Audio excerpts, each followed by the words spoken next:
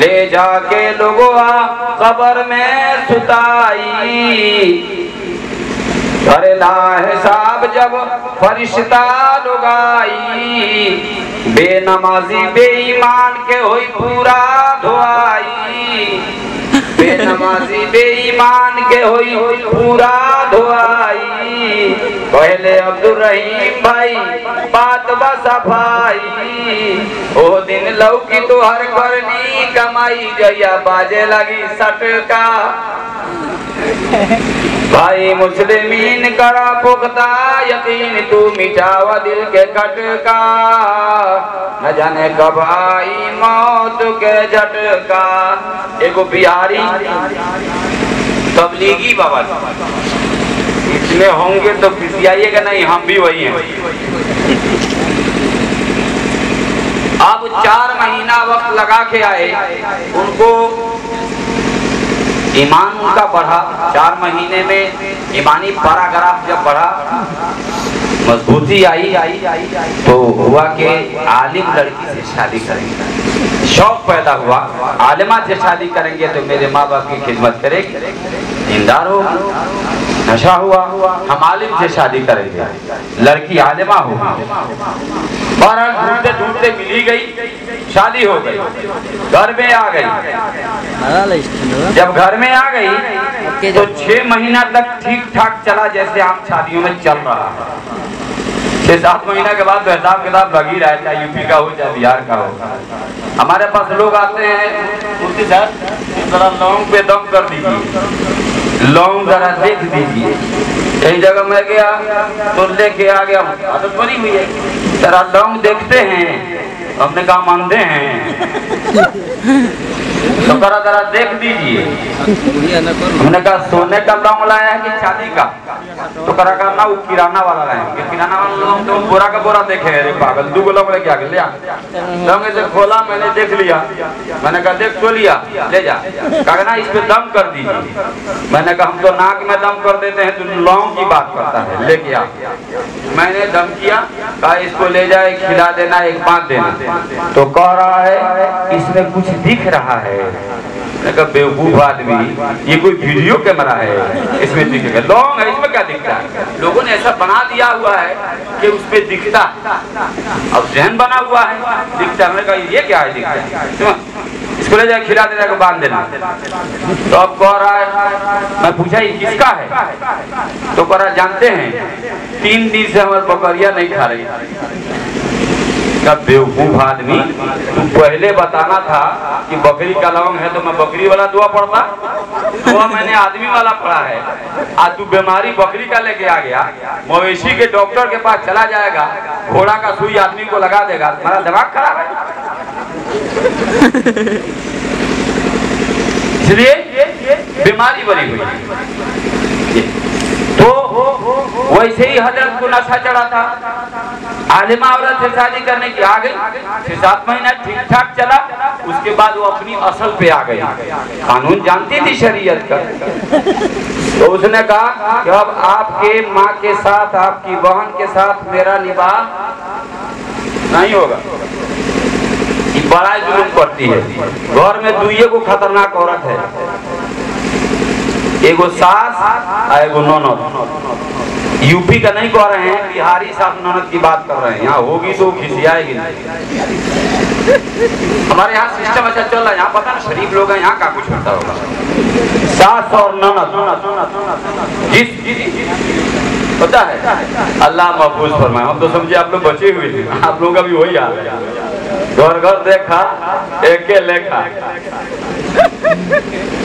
सास और ननद जिस घर में अच्छी मिल गई, बहू को लगा के सास मेरी माँ है और भाभी को लगा के ननद मेरी बहन है। इस एतबार से रिश्ते अगर घर में मिल गए तो समझिए कि वो बीवी घर के लिए जन्नत का नमूना बनेगी और वो घर को जन्नत बना देगी। लेकिन जहाँ ये दोनों किरामन कातिबीन के तरफ पीछे पड़ेगी, वो भी अपना रंग दिखाना शुरू करेगी। और ये सब बेदीनी की वजह से होता है। बदअखलाकियां वहीं से आती हैं, हमने सीखा। 12 मैं जो कह रहा था कि 6 महीने के बाद उसने अपना शुरू किया कि मैं आपकी माँ के बहन के साथ रिश्ता नहीं निभा सकती। कहा क्या कहती हो? कहा ये मेरा शरई हक है। कानून जानती थी शरीयत का, मौलवी लोग सब छुपाता है, आज मैं बता देता हूँ। शरई हक है, बीवी को उसका अलग घर लेके देना शरई हक है।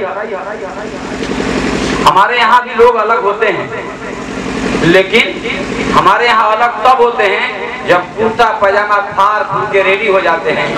तू कदम और आगे बढ़िए तो बेटा बाप का कपार फाड़ देता है, भाई भाई का कपार फाड़ तो और बर्दाश्त नहीं हो तो बल के हो जाए, तो पिटवा के और बल के हो जाए। खुदा का बंदा पहले ही अलग हो जाते हैं, तो फरवाने फुरवाने की जरूरत नहीं, सारा सिस्टम खराब कर तो अलग हो। तो शरीयत ने कहा पहले ही अलग कर दो, उसको अलग घर दे दो, नहाने में आजाद, खाने में आजाद, रहने में आजाद, बेटा बहू अलग रहे। ये सिस्टम हो, शरीयत का सिस्टम है। मुफ्ती साहब बताएंगे तो लोग कहेगा नया नया फतवा दे रहे हैं। शरीयत शुरू से है, आपने समझा नहीं जाना।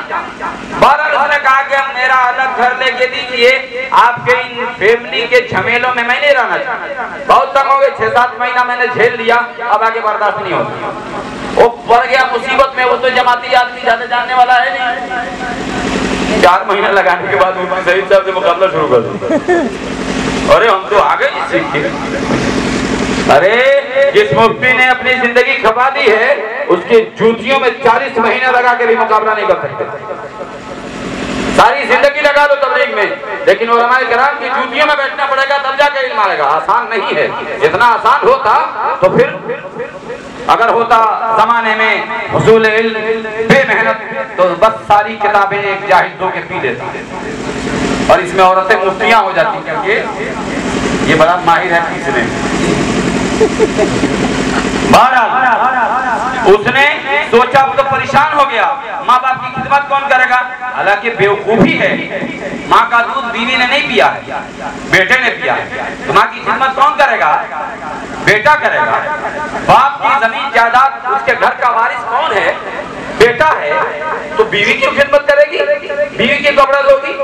अच्छा, बहन भी अगर आ जाती है अपने ससुराल से मायके, वो भी लगता है एकदम थानेदार नहीं बनी हुई है, सारा कपड़ा लाके निकाल कर अपना भी बच्चों का भी डाल देती है भाभी भी। ऐसे लगता है जैसे घर में धोबल ला के रखी हुई, उसको भी पता नहीं है। ये जुल्म इस सोसाइटी में हो रहा, और ये फैमिली, जो ज्वाइंट फैमिली में लोग जी रहे हैं, उनको पता है कि इनकी ज्वाइंट फैमिली का कंडीशन क्या है, कैसे हालात है। मुस्कुराते हुए घर में दाखिल होते हैं, लेकिन मुंह बनाते हुए घर से बाहर निकलते हैं। देखिएगा सुबह सुबह कैसा चेहरा बना होता है हजरत का। ज्वाइंट फैमिली वाले लोगों का क्या हशर होता है, समझ में आया। सारा खाना हजम हो जाता है। बहरहाल अब वो परेशान हुआ तो कहाँ गया? मरकज में चला गया। इसीलिए कहा गया कि अपने बड़ों से राब्ता रखो, अपने उलमा से राब्ता रखो, अपने बड़ों के साथ जुड़ के रहोगे तो फिर फायदा होगा। मरकज में गया, उलमा किराम से राब्ता किया, हजरात मैं बड़ा परेशान हूँ। कहा क्या हुआ? कहा मैंने आलिमा औरत से शादी किया कि मेरे माँ बाप की खिदमत करेगी और मेरे घर को संभालेगी, दीनदारी उसके अंदर होगी, वो शरीयत के उमूर को जानती होगी, मेरे घर को संभालेगी, लेके चलेगी, रिश्तों को निभाएगी। कहा क्या हुआ? 6 महीना तक तो राबिया बसरिया बनी रही, लेकिन 6 महीना के बाद उसने ऐसा हिसाब किताब लगाया कि अब जीना तो भर हो गया है, अब क्या करूं? कोई हल बताइए। क्या कह रही है? वो कह रही है कि मुझे अलग घर लेके दो, तुम्हारी माँ तुम्हारे बहन के साथ मैं नहीं रह सकती, और ये भी कह रही है कि इस्लामी हक है मेरा। ऐसा है क्या हजरत? इस्लाम में ऐसा हक है क्या? वो पूछ रहे हैं इमाम साहब उलमा से, हजरत जी जमाती बाबा पूछ रहे हैं ऐसा है क्या? 4 महीना लगाने के बाद दूसरे वुजू के फराइज सीखे थे, ये तो पता ही नहीं था कि इस्लामी हक क्या है। तो कहा कैसा है क्या? तो उधर मरकज के जो उलमा थे उन्होंने बताया कि जी बिल्कुल ऐसी है, उस औरत को अलग घर लेके दीजिए, भले से उसकी झोपड़ी हो, लेकिन अलग लेके दीजिए, अलग मकान, अलग उसका रहने सहने का हो इंतजाम। अब ये इसका कोई हल बताइए। अब तो एक बैग होगा नहीं, का इसका खल है कि आप जाओ और उसको बोल दो कि कुछ दिनों के लिए टाइम दे दे, 2-4-6 महीना और झेल दे, घर बनाने में वक्त लगेंगे, थोड़ा सा टाइम दे दे और उसके साथ तू भी एक शर्त लगा दे। कहा क्या शर्त लगानी है कि तुझको मैं 6 महीने में अलग घर लेके दे दूंगा, जब तक तू थोड़ी बर्दाश्त कर ले, लेकिन मेरा भी शरई हक। अब क्या बताऊंगा, का जाके बोलना कि दूसरी शादी करना मेरा शरई हक है। अब ये आया उधर से ठीक ठाक, जैसे ही घर में दाखिल हुआ, बेगम तो पहले से इंतजार कर रही थी, आज लगता है आजे घर में दुआरी लग जाएगी, आजे टाटी लग जाएगा और आजे दरवाजा बंद हो जाएगा, हमारा अलग खुल जाएगा, आजादी की सांस लेंगे। जैसे ही घर में लग, क्या हुआ, आप तो मरकज में गए थे पूछने के लिए, क्या बताया उलमा लोगों ने, मेरी बात कोई काट नहीं सकता क्योंकि मैंने कुरान हदीस के दायरे में बात की है। कहाँ बिल्कुल तुम्हारी बात सही है, लोग सही कह रहे हैं, वो मरकज के उलमा भी कह रहे हैं कि तू बिल्कुल सही कह रही हो, तुम अलग घर लेके देना। मैंने कहा नहीं था अलग घर लेके देना, मेरा शरई हक दे देना, मुझे दीजिए। उलमा क्यों काटेंगे मेरी बात, कहा लेकिन साथ साथ एक बात और है, मुझे थोड़ा सा टाइम दे दो, 2-4-6 महीना और बर्दाश्त कर लो, घर बनाने में वक्त लगेगा, मैं तुझे अलग घर लेके दे दूंगा। चलिए कोई बात नहीं, जैसे इतना झेला 2-4-6 महीना और झेल लेंगे। कहा लेकिन मेरी भी एक शर्त है, सूरज डूबने वाला, मेरी भी एक शर्त है। कहा क्या शर्त है, कहा मैं भी दूसरी शादी करने जा रहा हूँ, ये भी मेरा शरई हक है, और दूसरी शादी करूंगा गुल मोहम्मद खान की बेटी से, वो तेरा हिसाब किताब लगाएगी, तेरे से कमजोर नहीं होगी। अब जब दूसरी शादी की बात इसने की और चला गया, मगरिब पढ़ के आया, खाना लगा, बुझे बुझे हाथों के साथ दस्तरखान लग रहा है, चेहरा उतरा हुआ है, ऐसे लग रहा है जैसे नूरानी चेहरे पे बरसा बरस का पानी बरसा हुआ है, चेहरा उतरा है। मैडम खैरियत है, क्या बात है, अब तो आपका शरई हक मिलने वाला है, खुश हो जाइए। कुछ नहीं जवाब दे रहा, खाना पीना खाई और ये भी सो गए। उस बेचारी को रात भर नींद नहीं आई, कभी इधर करवट कभी उधर करवट, क्योंकि औरत सब कुछ बर्दाश्त कर सकती है, दूसरी बीवी वो भले से 200 लोगों के बीच